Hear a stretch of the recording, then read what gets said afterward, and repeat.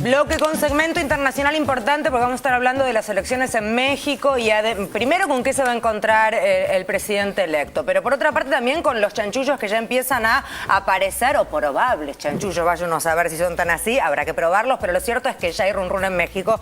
Y por otra parte, una cooperativa, economía social con metal, con elementos para gente con discapacidades muy, pero muy interesante de la gente del Ministerio de Desarrollo Social. Pero ahora vamos con el informe del panorama con el cual se va a encontrar el nuevo presidente electo del PRI en México.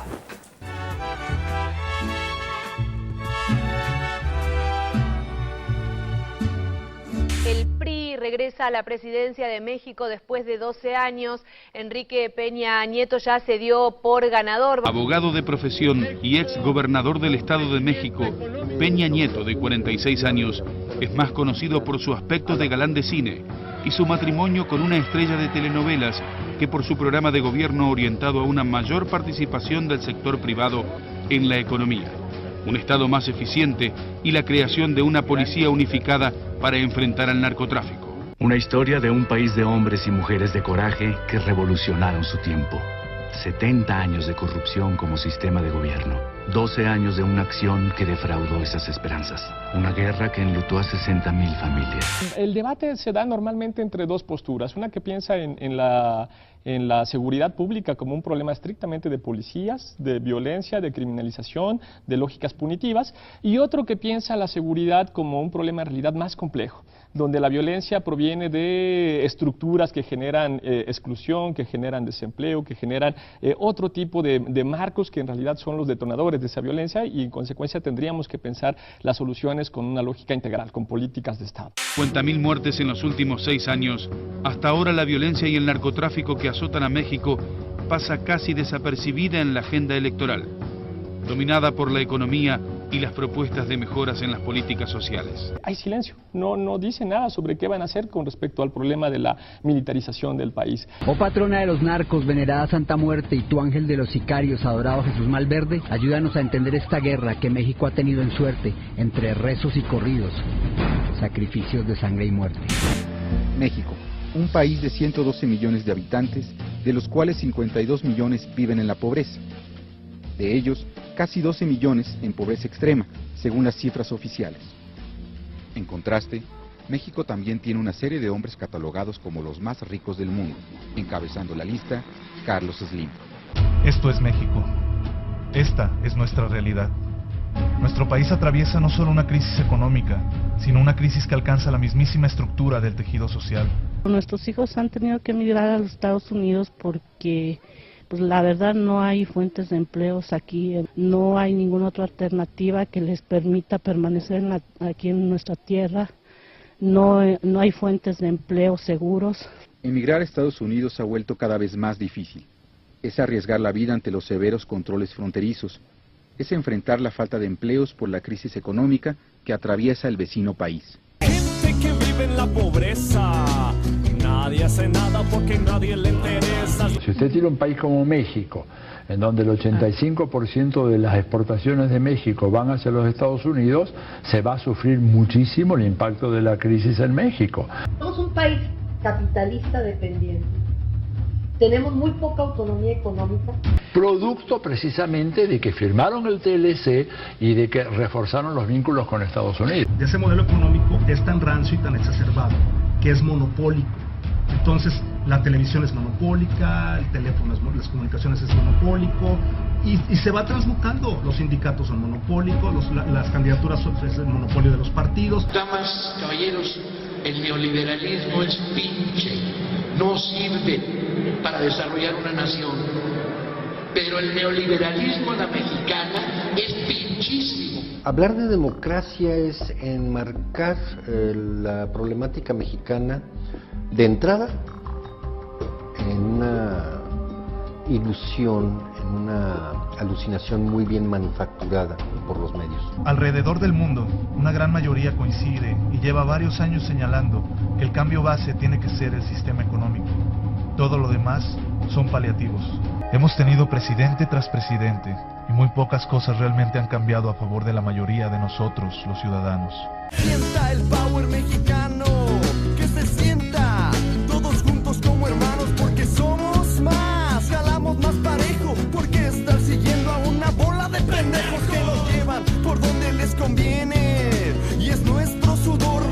Bueno, el nuevo presidente bautizado por la prensa como el Luis Miguel de la política parece ser que además desata pasiones entre el público femenino, pero parece que van a necesitar bastante más que la facha y el jopo para gobernar semejante despiole. Sí, es uno de los países más complicados de América Latina en términos de su situación, no solo económica, sino también política, migracional, etcétera. Tiene tres problemas básicos Peña Nieto, entre otros, Mariana después te va a contar algunos, digamos, pero de los problemas políticos que enfrenta hay tres grandes. Uno es la pobreza. México tiene 50 millones de pobres en este momento, de los cuales 12 millones, decía bien el informe, están en pobreza extrema, y al mismo tiempo tiene a la persona con más plata del mundo, que es Carlos Slim, un país con una desigualdad fenomenal, mucho más alta que la de Argentina, incluso que la de Brasil. México pasó a Brasil en desigualdad en América Latina. Es un país con muchas complicaciones desde este punto de vista. Un segundo problema es la seguridad.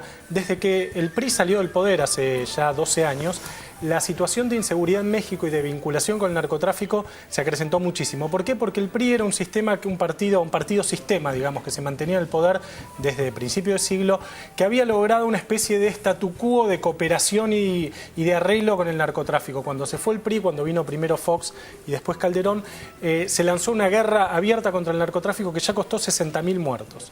En un sistema muy descoordinado. En México hay 2.000 policías, o sea, no 2.000 agentes de policías, 2.000 policías diferentes. O sea, está la policía del Estado de México, la policía del no sé qué, la policía municipal. Hay 2.000 cuerpos de policía en México, que obviamente compiten entre sí, están algunos más cooptados por el narcotráfico, otros menos, etcétera. El presidente Calderón lo que hizo para tratar de amortiguar o de mejorar esta situación fue llamar al ejército, con lo cual solo logró... no es un número exagerado, 2.000. No, 2.000 es literal, o sea, hay 2.000 porque los municipios, ¿no?, tienen policía, los estados tienen policía, el Estado federal tiene policía, hay gendarmerías, hay policías judiciales. Lo que será el diseño de los uniformes. Imagínate articular eso, no, es imposible, es una locura. Además favorece la corrupción, obviamente, porque cada cual tiene su negocio. Tenés todo fragmentado. Además compiten entre ellos, una policía coimea a otra. Claro. Sí, ¿qué crees que gana el PRI otra vez? Bueno, después de 71 años en el poder. Pero es interesante que me parece que te señale el tercer gran problema, que es el narcotráfico. El narcotráfico, ¿no? Bueno, entonces yo decía la seguridad, la seguridad y el narcotráfico, la policía y las migraciones con Estados Unidos. Gana el PRI, me parece, porque hay una especie de sed de vuelta a un estado anterior, a un statu quo, digamos, anterior, al cual el PRI... Bueno, Vargas Llosa lo definió como la dictadura perfecta, que era un presidente que se elegía cada 6 años en unas elecciones que a veces eran irregulares y a veces no, digamos. Desde que el PRI perdió las elecciones en el año 2000 por primera vez y hubo la primera alternancia democrática, el país entró en esta especie de degradación desde el punto de vista de la seguridad muy fuerte, que tiene que ver, ya te digo, con este quiebre de la situación de coordinación y de cooperación que había entre los distintos estamentos del PRI y el narcotráfico. Ahora Peña Nieto vuelve. Es una especie de presidente muy desideologizado, muy pragmático, muy telegénico, ya lo veíamos, es bonito. Apoyado por las grandes cadenas. Apoyado por las grandes cadenas, que gobierna el Estado de México, que es el estado más importante del país. Famosa. Con una mujer famosa, linda, no muy diferente a algunos gobernadores argentinos, digamos, por decirlo de una manera más o menos sutil, digamos. No sea sutil, no queremos. Bueno, no muy diferente a algunos gobernadores de Argentina que tienen esta... Sí. No muy diferente al gobernador de la... Hay una... ¿Se puede hacer un paralelismo?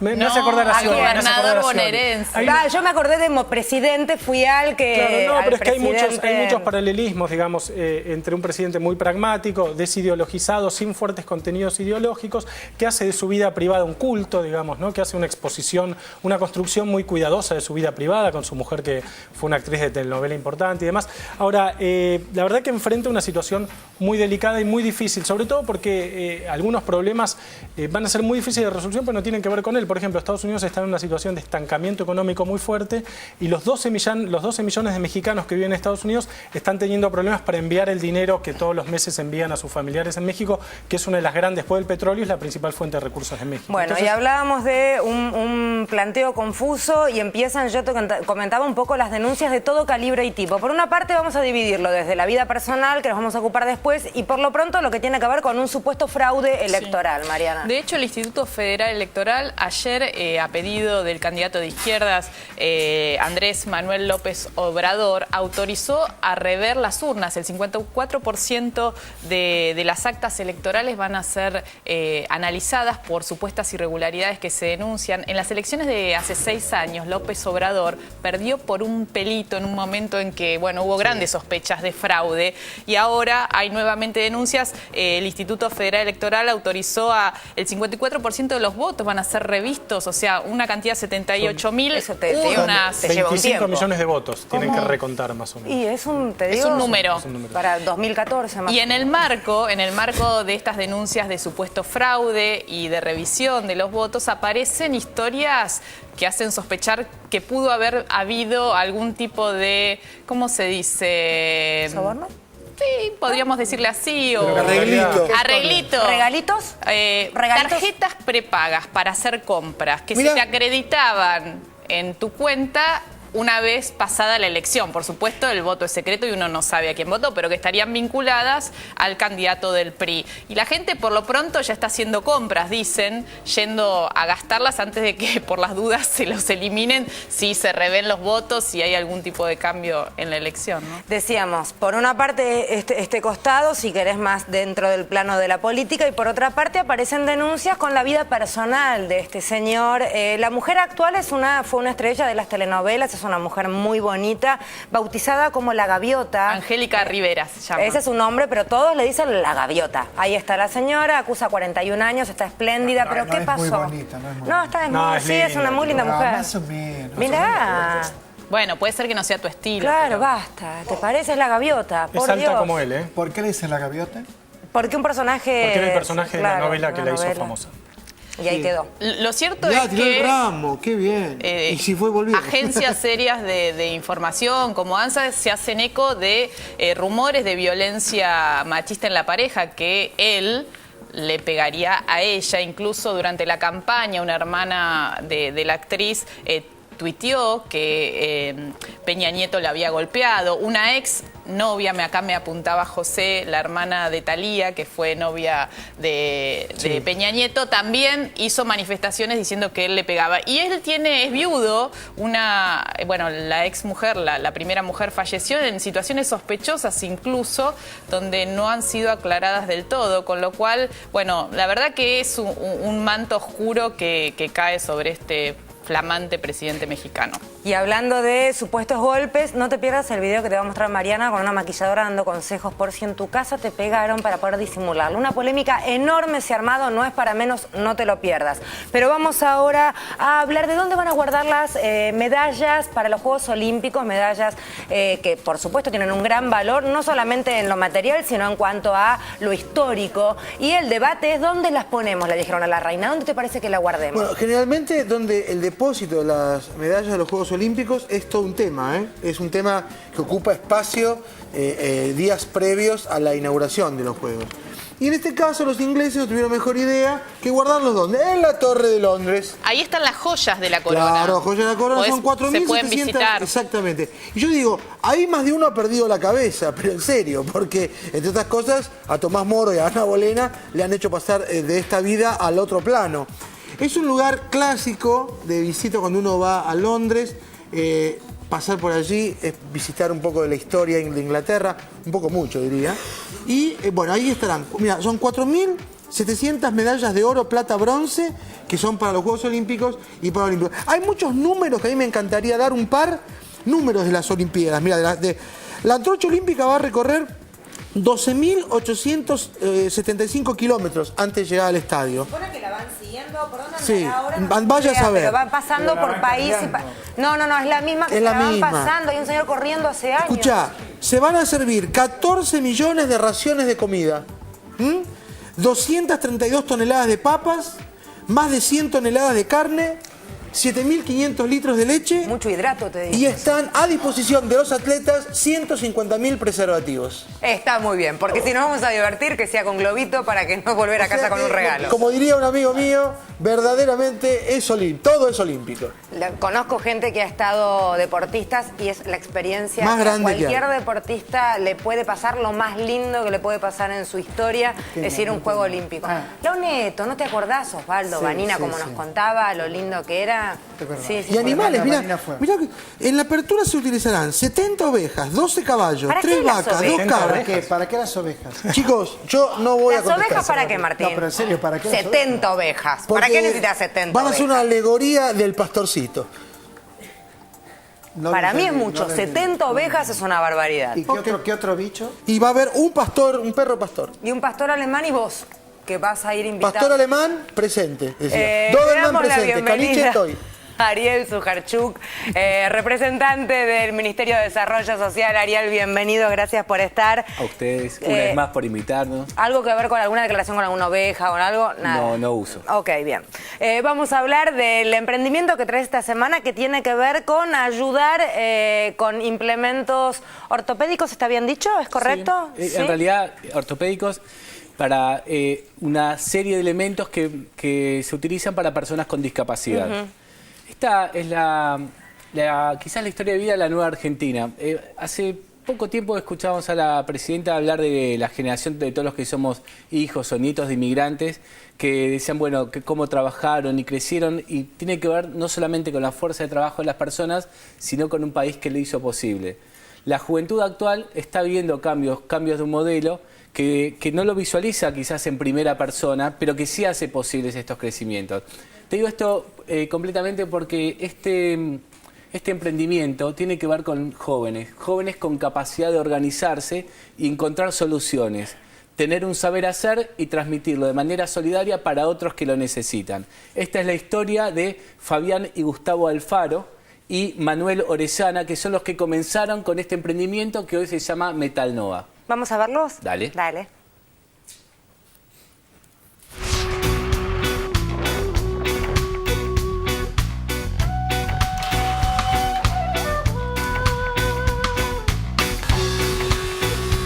Soy presidente de Cooperativa de Trabajo Metalnova. Nos dedicamos a diseñar y a fabricar implementos para personas con discapacidad. Hacemos andadores, elevador de inodoro, barrales para inodoro, lavamano, bidet, todo lo que se refiere a la seguridad para una persona que tenga algún impedimento motriz. Comenzamos hace 7 años aproximadamente, haciendo pequeñas adaptaciones de los implementos que tenían nuestros familiares. Teníamos la capacidad de poder ver las necesidades de las personas con discapacidad y poder resolverlas a través de implementos muy simples. Estamos casi a 5 o 6 kilómetros de donde vivimos y en un principio veníamos en una motito, los dos, y bueno, gracias a Dios ahora estamos viniendo en moto, cada uno tiene la posibilidad de tener su moto.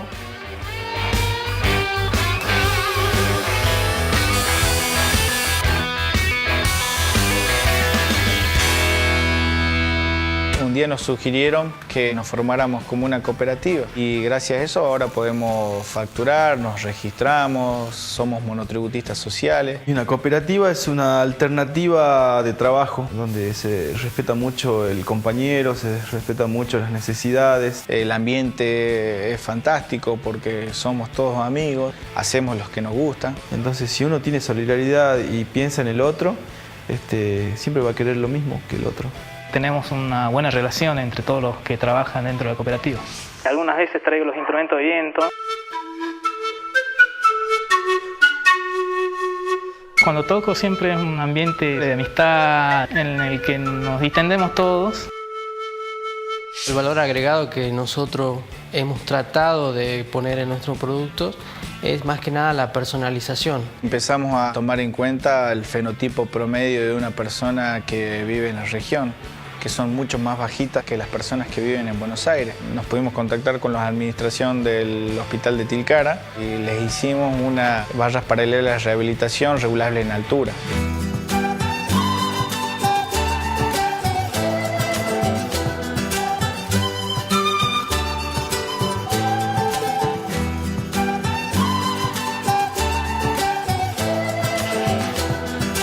acá en el hospital de Tilcara. Nos hacía falta unas paralelas para rehabilitar, para reeducar la marcha. Entonces teníamos que conseguir un presupuesto que se acercaba a las posibilidades del hospital. Era el de Metal Noa. Estamos inmersos en lo que es la economía social y tratamos de que los elementos que nosotros fabriquemos sean accesibles para todos. Elementos de calidad, ¿sí? Que los sepan aprovechar y que estén a su alcance. El ministerio ha sido el amigo que uno tiene y le da el palmazo y le dice, vamos, le metamos. Que no te preocupes, que yo te ayudo. Uno de los primeros programas que nosotros accedimos fue el microcrédito, que no lo conocíamos. Luego pudimos acceder a Manos a la Obra, donde recibimos 3 máquinas que nos ayudaron muchísimo a mejorar nuestros productos. Hoy en día vemos esas máquinas y nos causa añoranza porque fueron las primeras. El emprendedor, si ama lo que quiere, lo hace de corazón, va a seguir para adelante. Tenemos trabajo, tenemos herramientas y si tenemos esas 2 cosas, tenemos futuro.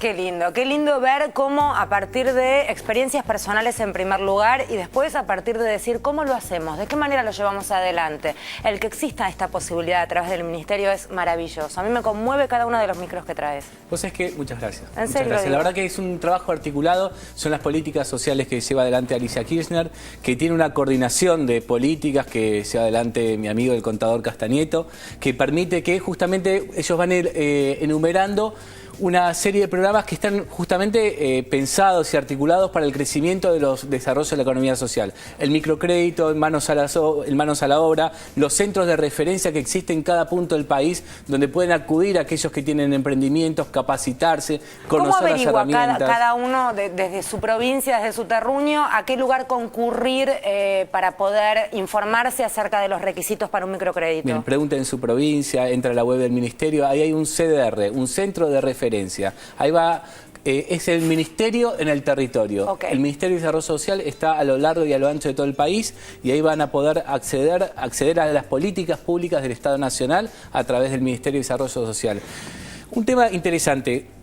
¿Cómo comienza esto? Porque los familiares de estos chicos tenían problemas y los problemas tenían que ver también con cuestiones antropométricas, lo dije. Bien, o sea que las personas del NOA son más bajitas que las que, digamos, del norte o del centro del país. Entonces, los elementos para estas personas eran largos. Les quedaban grandes, les quedaban altos. Tenían que cortar con una sierra los bastones y más. Así comenzaron en realidad a fabricar los elementos para su familia. Ahí se dieron cuenta que también había toda una población con estas necesidades. Pero también una diferencia importantísima en los costos de estos productos, porque al revés, estos productos para tener que adaptarlos les salían todavía mucho más caros de lo que ya onerosos eran. Claro. Estos productos que produce estas cooperativas son sensiblemente muchísimo más bajos que los costos que habitualmente se encuentran en los negocios tradicionales de estos. Ari, ¿la gente puede comprar estos productos libremente? O sea, ¿y de qué manera? ¿Cómo puede llegar a conseguir averiguar por estos productos? 2 caminos. Uno entra a la página del Ministerio de Desarrollo Social, que es www.desarrollosocial.gov.ar/comercio justo, o les escribe un mail a los chicos de Metal Noa, que es coop.metalnoa@yahoo.com.ar. Muy bien, ahí en pantalla está saliendo el teléfono inclusive, 0388 1547 37 908, y si no te metes en nuestra página y ahí si no llegaste a anotar te vas a tener todo colgado en la web como para informarte. Otro detalle, no solamente lo que estás viendo, sino unas cuantas cosas más que no entraron por una cuestión de espacio aquí en la exhibición van a ser donadas. ¿A dónde? Bueno, se lo estamos trasladando a la Comisión Nacional de Discapacidad. También queremos agradecerle a la gente de la cooperativa que todos los elementos que nos mandó acá a Buenos Aires van a ser entregados a la comisión para que se los pueda dar a aquellas personas que lo necesiten y que, bueno, que los puedan utilizar. Así aplausos, señores, vale la pena. Gente solidaria, gente que trabaja por el otro. Gracias, Ariel, secretario de Fortalecimiento Institucional del Ministerio de Desarrollo Social de de la Nación. ¿Viste cómo me acordé de repente mágicamente todo? Nunca te Soy olvidas de nada. brillante, nunca me olvido de nada. Gracias Juanchi, Federica, un placer. Conductora del programa Gracias, mi amor. Sentido Público. Muchas gracias. Te pusieron un cartel también, ¿no? Sí, sí. Claro. Nos vamos al corte. En el bloque que viene, cine hecho en los barrios por los vecinos. Dirección, vestuario, efectos especiales. Todo por los vecinos de diferentes barrios. No te vayas, ya venimos.